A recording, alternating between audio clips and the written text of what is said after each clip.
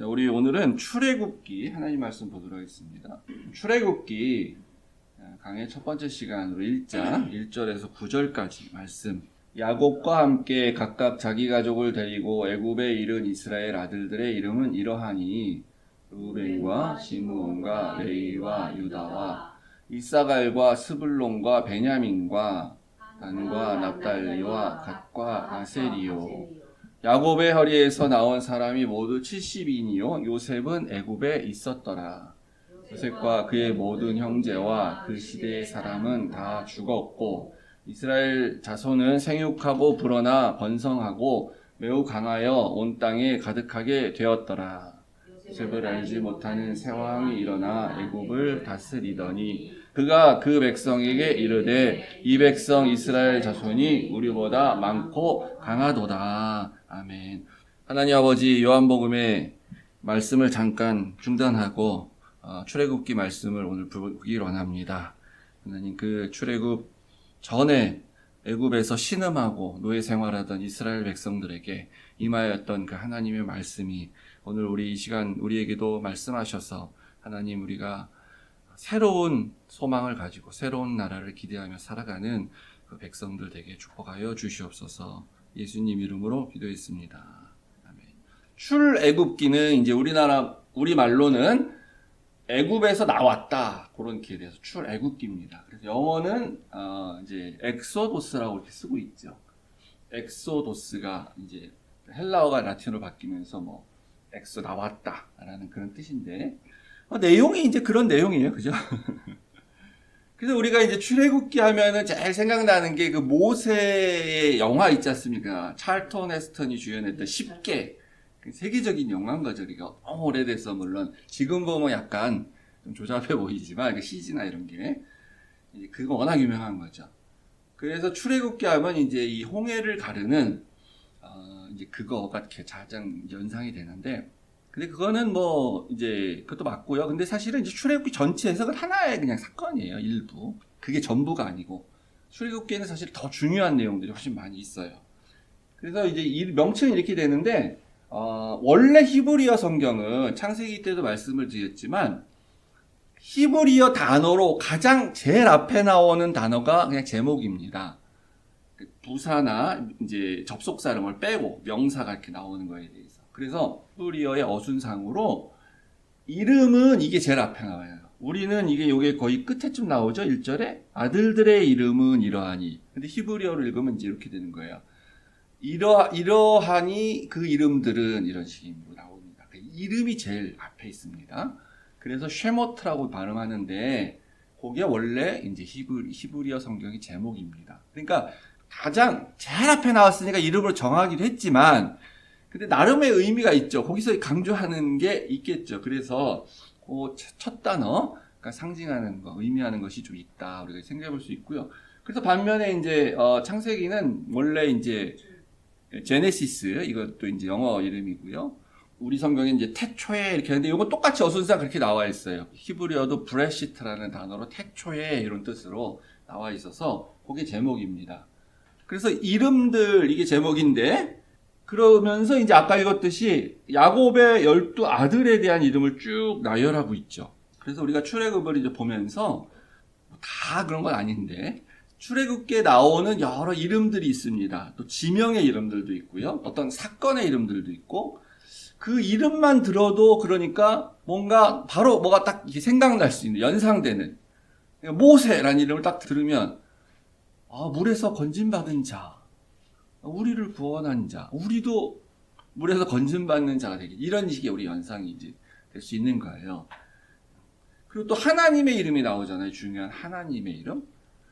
야훼 혹은 여호와라고 하는 하나님의 이름인데 이걸 풀었으면 나는 스스로 있는 자다. 요한복음 설교할 때 계속 나오니까 말씀드렸었죠. 그래서 여호와, 야훼라는 이름을 딱 들으면 스스로 있는 하나님, 나는 나다라고 말씀하시는 그 하나님, 이름만 들어도 이렇게 되는 거예요. 그러면 신약에서 예수님이 또 그렇게 얘기하셨지. 근데 여기 이제 12명의 아들들의 이름을 쭉 나열을 아까 이제 했는데 그 큰아들 순서대로 되어 있는 게 아니고요. 언니, 레아의 아들들 먼저 이제 이렇게 쓰고 부인 순서대로 아들을 이렇게 쓴 겁니다. 부인이 4명이 있었죠. 그래서 12명의 아들들을 딱 쓰는데, 이 야곱의 아들들 12명. 그러면 또 이제 이스라엘에 물론 당연히 12지파고요. 그리고 신약에 와서 예수님이 12사도를 세워서 온 세상에 복음을 전하시는 그 12명. 그게 되죠. 그러면 왜 12명을 세우셨냐? 구약의 12지파를 따라서 물론 세우신 거예요, 당연히. 구약에 왜 12지파가 있었냐? 12지파를 통해서 대표되는 이제 12지파에 속한 또 70명의 아들, 그걸 통해서 전 세계의 모든 인류를 구원한다. 그 사람, 그 전 인류를 대표하는 숫자다. 이런 걸 우리가 이제 알 수가 있잖아요. 그래서 아들들 12명의 이름을 이렇게 쭉 부를 때 예수님께서 제자들 12명의 이름을 이렇게 다 부르는 그것도 연상이 되죠. 그런데 이 접속사가 사실은 원래 원문에 있어요. 이 책이 그냥 이름들 이렇게 시작하신 게 아니고 그리고라는 원래 접속사가 있습니다. 그리고 그 이름들은 이렇게 돼 있어요. 그리고 앞에 얘기가 있고 이어서 가는 거예요. 그리고 그러니까 뭐냐 이게 무슨 말이냐면 이 출애굽기는 창세기의 속편이에요. 창세기 이야기가 끝난 게 아니고 계속 이어지고 있는데 이제는 또 새로운 차원에서 얘기한다라고 해서 따로 이제 구분된 책이라고 볼 수가 있겠죠. 그래서 원래 내용상으로는 이어지는데 실제 또 단어도 그리고라는 단어가 있어요. 근데 우리나라 성경이나 영어 성경에도 그게 좀 그럼 이상하잖아요. 처음에 딱 책이 시작되는데 여기 처음부터 그리고 이렇게 나오면 그래서 아마 좀 그냥 생략하고 그렇게 쓴 것 같아요. 그럼 어떤 연관성이 있고 무슨 뭐 때문에 속편이라고 말하냐? 출애굽기 1장 앞에는 뭐가 있습니까? 창세기 50장이 당연히 있겠죠. 마지막 요셉이 죽는 그런 장면이잖아요. 요게 마지막에 창세기. 그리고 이제 이렇게 딱 넘어오는 거예요. 그때 뭔 말이 있었냐면은 요셉이 이렇게 죽어갈 때 됐을 때 유언을 하는데 당신들은 빨간색 볼게요. 당신들은 이제 여기 계속 살 게 아니고 이 땅에서 하나님께서 인도하여 내사 내 조상인 아브라함, 이삭, 야곱에게 맹세하신 주겠다고 한 그 땅에 반드시 갈 거다. 출애굽할 거다. 그러니까 예언을 미리 하는 거죠, 지금. 그때 나는 이미 지금 죽으니까 없어요. 한 400년 뒤에 이제 가게 돼요. 그때 맹세해라. 내 해골을, 나의 그러니까 유골을 메고 같이 가겠다. 그리고 내 해골을 내 조상들의 그 묘에 나도 묻어달라. 거기가 아니면 그 가나안 땅, 하나님이 말씀하신 그 약속의 땅에 날 묻어달라. 이게 자기의 유언입니다. 그러니까 요셉의 평생 소원은 애굽의 총리로서 살다가 죽으면서 애굽의 역사의 총리로 기록되는 걸 원하는 게 아니고 가나안 땅에 묻히는 것, 가나안의 조상, 그러니까 이스라엘의 조상이 되길 원했다는 거예요. 그리고 죽었어요. 근데 이제 일이 일어나지 않죠. 400년 동안. 계속 노예살이 하는 거죠. 그 다음에. 그때 이제 그 출애굽기를 말씀하시면서 그리고라는 단어를 쓰는 거예요. 그러니까 요셉은 이렇게 죽었는데 그리고 다른 뭐가 또 시작된다. 이런 뜻입니다. 그래서 왜 그러면은 이게 연관이 되어질 수밖에 없냐 하면은 요 요셉이 왜 그 땅에 대한 얘기를 굳이 하냐 여기서. 우리 지금 뭐 창세기 설교 다 들었고 또 지금 성경 공부하면서도 여러 번 들으셔서 이제 알죠. 자기 할아버지인 아브라함에게 증조 할아버지인 아브라함에게 하나님이 약속한 그게 있어요. 그 요셉도 알고 있는 거야. 자기가 직접 들은 게 아닌데도 불구하고. 아브라함에게도 말씀하셨고 이삭에게도 똑같이 얘기하셨고 야곱에게까지는 똑같이 반복해서 얘기하셨어요. 요셉에게는 하나님 직접 얘기하신 적이 없습니다. 그냥 아버지, 할아버지한테 들어서 아는 거예요. 근데 그걸 자기도 믿고 있었어요. 그 언약이 이제 3가지가 있지 않았습니까? 아브라함에게 갈대 우르를 떠나서 가라. 내가 지시하는 곳으로. 그때 너에게 땅을 주겠다. 영토를 주겠다는 거죠. 그리고 너로 하여금 큰 민족을 이루게 하겠다. 자손을 많이 주겠다. 백성을 만들겠다. 국민이 생길 것이다. 그리고 내가 너의 왕이 돼서 여호와 하나님 내가 너희 백성들의 왕이 돼서 내가 너희들을 통치하는 직접 그런 주권을 가지고 통치하는 왕이 되겠다. 이게 약속을 하셨잖아요. 그래서 요셉은 그걸 믿고 말을 한 겁니다. 내가 비록 해골밖에 안 남다 할지라도 나는 그 약속의 땅에 들어가야 된다. 그럼 이것이 과연 이루어졌냐 정말. 그 역사적인 성취의 사건이 출애굽이라는 거예요. 자손에 대한 약속이 성취가 되었습니다. 이제 아까 에브라임에게 얘기했죠. 내가 너를 큰 민족을 이루게 하겠다고 했어요. 우리가 읽은 창세기 이제 1장, 우리 아까 읽었죠. 6, 7절에 보면은 요셉과 6절에 보세요. 요셉과 그의 모든 형제와 그 시대의 사람은 다 죽었고, 다 죽었어요. 끝난 것 같아, 이야기가, 스토리가. 근데 죽었는데, 그러나 혹은 그리고 새로운 자손들이 생겨서 지금은 어떻게 됐냐면 그 자손이 생육하고 불어나 번성해서 매우 강력하여 온 땅에 가득하게 되었더라 라고 지금 상황을 설명하고 있죠. 근데 이 말이 생육하고 번성하고 온 땅에 가득하라는 말이 사실은 창조 당시 처음에 하나님이 그 인간을 창조하시고 하신 언약이며 축복의 명령이었어요. 그때 생육하고 번성하고 땅에 충만하라, 땅을 정복하라 이렇게 말했잖아요. 그대로 됐다는 겁니다, 지금. 실제로 물론 이스라엘 백성들이 그때 애굽에서 종으로 아무리 많아봐야 전 세계에 충만한 건 아니죠. 근데 이 이스라엘 백성들이 70명에서 이 많은 인구가 된 건 뭘 말하냐면 상징적으로 이미 하나님의 그 말씀하신 창세 때의 명령이 새로 재창조가 되는 것과 같이 이루어졌다는 거예요, 지금. 심판받아 홍수로 다 죽어서 멸망했지만 다시 하나님의 명령이 주어져서 그대로 하나님의 말대로 됐다라는 거죠. 그럼 이게 왜 대단한 거냐? 그냥 그러면 그런가 보지 생각이 들죠. 이 기적이에요, 기적. 이 기적입니다. 민수기 그 1장 45절에 보면요. 나중에 광야지로 이제 나온 다음에 2년 정도 지난 다음에 하나님이 너희 백성을 세봐라 이렇게 명령을 하세요. 그때 그 칼을 들고 그러니까 싸움에 나가서 전쟁에 나가 싸울 수 있는 남자들 20세 이상의 남자들만 세봤는데 60만 3,550명이더라 이렇게 계수를 했어요. 12지파를 다 세봤더니 20세 이상의 남자만. 그러니까 대충 인구 추산을 했을 때 이제 그 이상의 노인들 그리고 또 어린이들 또 여자들 이렇게 해서 다 합해보면 최소 한 4배 잡아서 200만에서 240만 명 정도의 이때 인구였을 것이다. 그러니까 출애굽할 때 이 한 200만 이상의 사람들이 나온 거예요. 애굽에서. 이게 왜 기적이냐? 야곱이 내려갈 때 70명이라 그랬잖아요. 사도행전 4장 17절인가에 보면 스데반 집사는 75명이라고 얘기합니다. 약간 다른 게 있는데 중요한 문제는 아니에요. 어쨌든 70명이든 75명이든 간에 그 사람이 다였는데 지금 400년 정도의 시간이 지나고 이제 혈통상으로는 4대가 지났어요. 4대. 근데 70명이 200만이 됐어. 240만. 이건 기적인 거예요.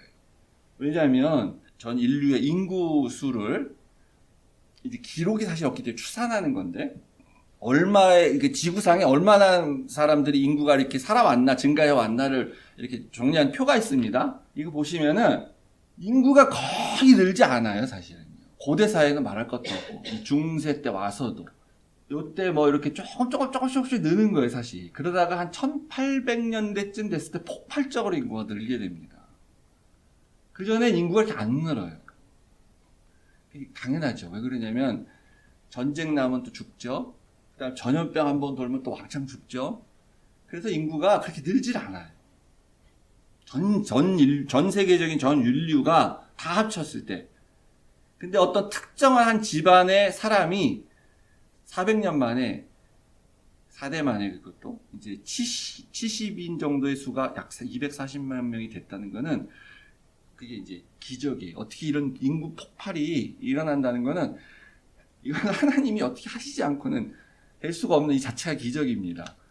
근데 요때 이제 1800년대 혹은 1900년대 초, 1800년대 요때 이제 왜 이렇게 폭발적으로 늘어나냐면 요때 의학이 발전해서 그래요.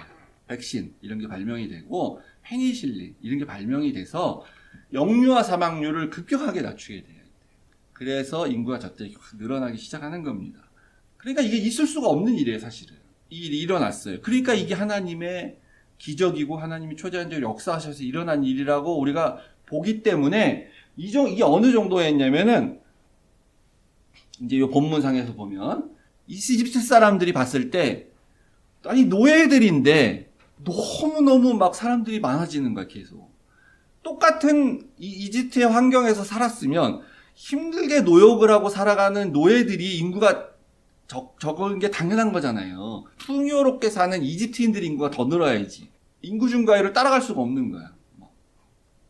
힘도 더 세. 그렇게 고역에 시달리고 있는데도 불구하고. 그러니까 이거는 그냥 예사로운 일이 아니구나 이렇게 생각했기 때문에 이집트인들이 두려움을 느끼게 되는 겁니다. 10절에 나오는데 두렵다 이렇게 얘기하는 거예요. 정치적으로 워낙 노예지만 비록 워낙 많아지면 그건 감당할 수가 없잖아요. 그러니까 두려워하기도 하는데 이 두렵다는 말은 이중적인 거죠. 그 이집트 노예들, 이스라엘 노예들의 그 모습을 보니까 저렇게 인구가 막 늘어나는 모습을 보니까 여기서는 신적인 그런 역사하심에 대한 두려움을 갖게 되는 거예요. 그래서 이제 하나님의 약속 첫 번째 그것이 이루어진 겁니다. 자손을 주겠다 한 게 이루어졌어요. 출애굽기가 그걸 증명을 하고 있는 겁니다. 그래서 이제 그 다음에 이제 세 번째 약속이긴 한데 주권에 대한 약속 하셨죠 아브라함에게. 근데 이게 언제 성취가 되는 거냐면은 이제 이 출애굽기가 아까 제가 말씀드린 것처럼 홍해를 건넌다라는 한 가지 사건이고 실제 제일 중요한 내용은 성막을 만드는 겁니다. 출애굽기 제일 중요한 주제는 성막을 만드는 거예요. 성막 아시죠? 성전 전에 있어 성막. 이 성막이 비록 천으로 만든 텐트지만 그게 하나님의 신전이에요. 하나님 나라로 치면 그게 하나님 나라의 왕궁이에요. 왕궁. 보세요. 초라해 보이지만 그걸 만들었다는 의미는 뭐냐면 하나님이 이제 지상에 임재하셨다. 진짜로 지상에 내려오셨다. 우리에게 임마누엘 하셨다라는 거예요. 그래서 마지막 이 출애굽기 40장에서 끝나는데 마지막 부분을 보면 성막이 다 완성이 되고 그 다음에 그 성막 위에 구름이 덮이고 여호와의 영광이 성막에 충만하셔서 하나님이 여기 이제 임재하셨구나 라는 걸 모든 백성이 알게 되게 되는 거예요. 하나님 자기의 왕궁에 보좌에 임하셨다. 그럼 무슨 뜻입니까? 내가 지금부터는 진짜 눈에 보이게 그전에도 물론 계속해서 하나님 통치하셨어요. 내가 진짜 왕이 돼서 너희를 통치하겠다라는 그런 상징이죠. 그리고 이제 그 전에 시내산에서 율법을 받는 겁니다. 그 율법. 연관된 거지만 이제 굉장히 율법 받는 게 중요한 겁니다. 출애굽기에서 이 제일 중요한 거니까 성막 만드는 거랑 율법 받는 거예요. 그러니까 율법은 우리말로 율법인데 그게 하나님이 주셨으니까 사실 하나님의 법이에요. 하나님의 법. 천상의 법. 그거를 인간이 받은 거예요. 이 법에 따라서 이제 내가 이 나라를 통치하겠다라는 그런 걸 가르쳐 주는 거죠. 그래서 이제 창세기, 출애굽기, 그 다음 뭡니까? 레위기가 나오죠. 그 레위기는 무슨 내용이냐? 이 하나님의 궁정, 하나님의 이 왕궁에 이 왕궁이 만들어졌는데 비록 보잘것없지만 여기에 이제 출입을 하려면 법도가 필요한 거예요. 함부로 막 맘대로 들어가고 막 이렇게 하면 안 되잖아요. 당연히 우리가 세상의 왕이 사는 왕궁에 들어갈 때도 이렇게 궁중 법도 뭐 이런 게 다 있잖아요. 그래서 어떤 식으로 해야 되느냐, 어떻게 왔다 갔다 해야 되고 들어가서 뭐 해야 되고 제사 어떻게 지내야 되냐 하는 것을 그 법도를 가르쳐 주는 게 레위기입니다. 그럼 땅에 대한 언약은 이제 가시적으로는 아직도 일어나지 않고 이후에도 일어나지 않습니다. 언제 일어나게 되냐면 여호수아가 이제 가나안 정복 전쟁을 실제 시작하면서 민수기에서부터 나오기 시작을 해요. 그래서 민수기, 여호수아서, 그리고 사사기, 그리고 사무엘 상하에 가서 다윗 왕이 그 영토를 이스라엘 영토를 최대한 넓혀서 다 점령을 했을 때 그때 가시적으로 땅에 대한 언약이 성취가 되는 겁니다. 그러니까 이 성경의 이 뒤의 역사는 실제 하나님이 주신 그 세 가지 약속이 성취된다라는 걸 우리 보여주고 있는 거죠. 1장 앞부분은 그런 걸 이제 선언하면서 개요적으로 이렇게 듬성듬성하게 보여주고 있는 겁니다. 여기서 이제 우리 몇 가지가 볼 것은 야곱의 12아들을 얘기하면서 5절에 모두 70명인데 요 70명은 창세기 10장에 나오는 노아의 아들들 하면서 이름 쭉 나왔을 때 70명이라고 그랬죠, 제가. 그래서 뭘 상징하냐? 이 70이라는 게 전 인류를 다 대표하는 그런 숫자인 거예요.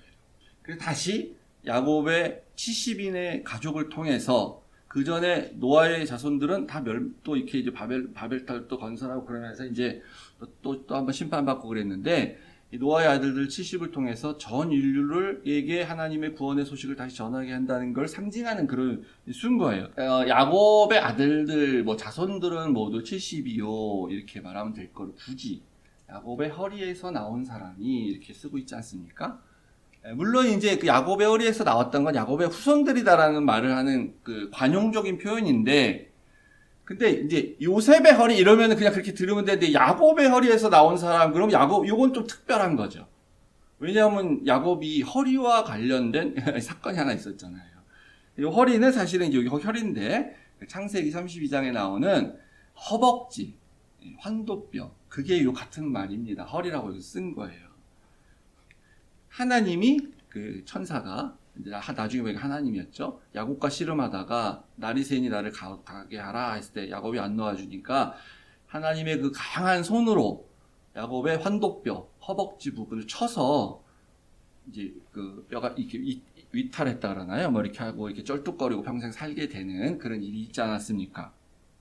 그러니까 허리에서 나온다는 건 뭐냐면 이 허리가 자손이 나오는 일종의 생명의 근원, 생식기와 같은 생명의 근원이 되는, 그러니까 여기가 망가지면 이 허리가, 그러니까 사람이 나온다는 표현을 했을 때 쓰는 이 허리라는 부분이 망가지면 뭐예요? 다른 말로 하면 자손이 더 이상 안 생긴다 이런 뜻인 거예요. 그러니까 여기 할례와 사실 유사합니다. 야곱에게 하나님이 베푸신 또 하나의 축복인 거죠. 이걸 경험하게 하는. 그래서 이후에 야곱의 후손으로 나오는 사람들은 이건 이제 똑같이 아브라함이 이삭을 낳듯이 인간의 능력으로 낳는 게 아니다. 너는 너의 그 무능력한 허리, 이미 하나님의 강한 손으로 한번 치셔서 망가진 그 허리에서 너의 나오는 자손은 하나님의 약속의 언약 백성으로 하나님의 능력으로 나오는 백성이다. 이런 얘기를 하는 거예요. 무에서 유를 창조하신 하나님의 창조의 역사가 다시 한번 또 시작이 된다라는 것을 얘기하는 겁니다. 그래서 예수님의 12지파는 아까 말씀드린 대로 이스라엘의 12지파, 야곱의 12아들들을 또 상징하는 그런 건데, 그래서 예수님이 또 이제 복음을 다 가르치시고 막 저기 하시고 나서 제자들을 보내지 않습니까? 12명만 있었던 게 아니에요. 70인의 전도대를 보내잖아요. 둘씩 짝지어서 35팀으로 딱 만들어가지고 가서 전도해라, 하늘나라의 복음을 전해라 했는데 왜 70인을 보냈을까? 아니 제자가 더 많았으면 더 많이 보내야 될 거 아니에요. 제자가 예를 들어서 100명이 왔었어. 그럼 100명 다 보내야지.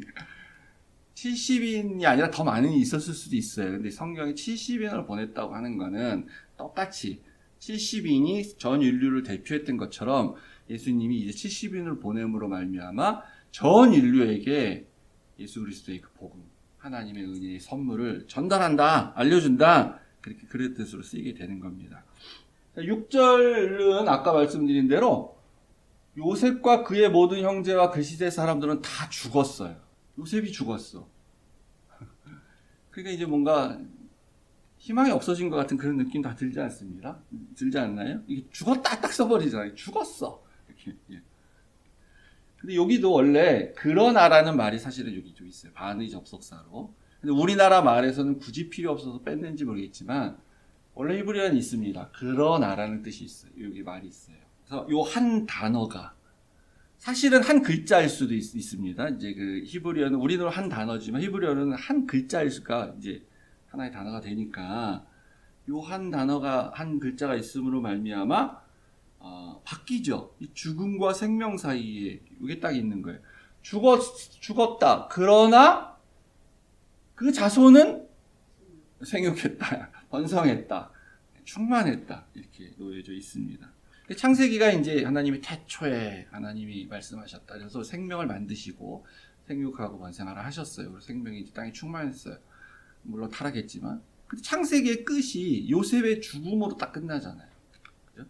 그러니까 이제 우리가 출애굽국이 없고 창세기만 딱 갖고 있다 그러면은 끝났구나. 죽음으로 끝났구나. 이렇게 좀 부정적으로 우리가 볼 수 있겠죠. 그래서 창세기였는데 끝은 창세가 아니고 멸세가 되는, 멸세기로 끝났구나. 이런 느낌 받지 않습니까? 모든 사람은 결국 다 죽는 거지. 그러니까 이 죽음은 끝나는 거지. 마지막인가? 뭐 이런 겁니다.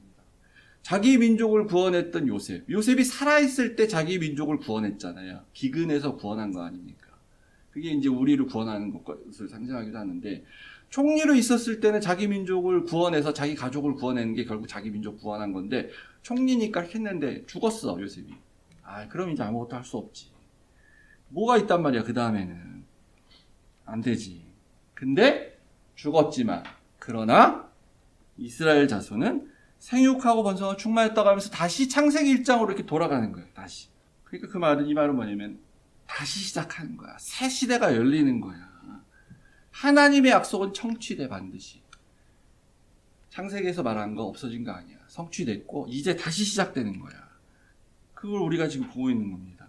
그러니까 당시 이스라엘 백성들은 몰랐겠죠. 뭐 이런 내용 어떻게 알겠어요. 그냥 경험을 계속해서 살아가고 있는 거죠. 뭐 좀 양보해서 자손 이렇게 이루어졌다는 것까지는 경험해보고 알았다고 쳐요. 또 성막도 졌으니까 주권도 완성됐나 보다 이렇게 생각했을 수 있겠죠. 근데 이제 땅은 차지해보지를 못했잖아요. 아직 광야에서 계속 살고 있잖아요. 40년 동안 못 들어가기 때문에 거기 그 당시에 살던 사람 다 죽습니다. 경험해보지를 못해요. 그래서 새 2세대가 왔기 때문에 신명기에서 다시 한번 또 설교를 하는 거예요, 모세가. 그 아버지 세대가 경험했던 그 내용을 모르기 때문에. 근데 우리는 다 알고 있지 않습니까? 땅의 약속도 완전히 이루어졌다는 걸 알잖아요. 그러니까 어떤 약속이 여러 가지가 있는데 하나, 두 개가 됐어. 그러면 세 번째도 될 거라고 우리가 믿어야지. 네 번째도 될 거라고 믿어야죠. 근데 약속은 딱 세 개였어. 두 개가 이미 이루어졌어요. 66% 딱 된 거예요. 3분의 2는. 나머지 하나 반드시 되겠지. 하나님이 3개 약속하셨는데 2개 다 됐잖아. 땅도 하나님이 반드시 우리에게 주시겠지. 약속이니까. 이렇게 믿었으면 40년 고생 안 하고 바로 들어가는 건데 안 믿었기 때문에 우리는 메뚜기 같고 저기는 거인들이 삽니다. 이렇게 하면서 못 들어갔기 때문에 하나님의 그 약속을 자기들이 불신했기 때문에 못 들어가고 40년 광야 생활하고 다 죽죠. 우리는 근데 다 보잖아요. 다 알잖아요, 이거를. 다 목격했잖아요. 그러니까 우리는 이제 그 다음에 뭐 믿어야 됩니까? 아직 우린 경험해보지 못했지만. 근데 하나님의 약속이 남은 거. 그럼 우리가 믿어야 돼요. 예수님 다시 오신다고 한 거 믿어야 되는 거예요. 예수님이 종말이 있다 그러셨어요. 예수님이 다시 오신다고 약속하셨어요. 그럼 앞에 이게 다 된 걸 봐서는 이것도 분명히 된다. 우리 믿어야 됩니다. 요한복음 보면서 계속 말씀했죠. 다시 오신다. 다시 오신다. 그래서 오늘날 우리 가운데 이 이집트인들이 가졌던 두려움이 또 필요합니다. 다른 측면의 두려움. 이 사람들은 인간적인 모습만의 두려움, 정치적인 면에서의 두려움만 보고서 끝났어요. 그래서 이제 이 백성들을 탄압하고 출애굽하려고 할 때도 못 나가게 하고 막 이제 그런 걸 이제 하지 않습니까? 근데 그 두려움이 하나님이 이렇게 역사하고 계셔서 이러한 기적 같아 보이진 않지만 잘 뜯어보면 기적인 거. 그러니까 우리 생활에도 그런 게 많이 있거든요. 갑자기 뭐 죽은 사람이 살아나야 되는 건 기적 아니잖아요. 뭐 암에 걸렸다 나야만 꼭 기적 아니잖아요. 근데 가만히 생각해 보면 이건 하나님이 같이 함께 하셔서 계시셔서 하지 않으시면 이거 될 수가 없는 건데 이런 것들이 우리의 삶 가운데 각자의 삶 가운데 또 우리 주변에 돌아가는 걸 봐서 그런 것들이 있어요. 잘 찾아보면 그 하나님이 기적이에요. 그러면 그때 기적을 내가 처음 했던 할렐루야 감사 이것뿐만 하는 게 아니라 하나님의 이 일하심에 대한 두려움. 하나님이 이렇게도 하시는구나. 이렇게까지 하나님이 하시는구나. 그 두려움이 있을 때 구원이 있는 거예요. 그때 그 하나님께 나아가면. 근데 이 이집트인들은 두렵다 하고 그냥 탄압을 하게 되죠. 그래서 우리가 이 하나님의 약속 3가지가 다 이루어지는 것을 이 성경을 통해서 역사적으로 다 성취가 됐던 걸 보면서 우리가 두려움을 느끼고 그리고 예수님 다시 오시겠구나 정말. 다시 오신다고 하셨으니까. 정말 있겠구나 진짜. 그렇게 살아가면 그럼 우리에게 구원이 있는 것입니다. 믿으시기 바랍니다. 그래서 우리가 아까 불렀던 찬양 다시 함께 마지막으로 드리겠습니다. 너희는 가만히 있어 주가 하나님 되심을 알지어다. 홍해바다를 앞에 두고 백성들 가운데 하신 말씀.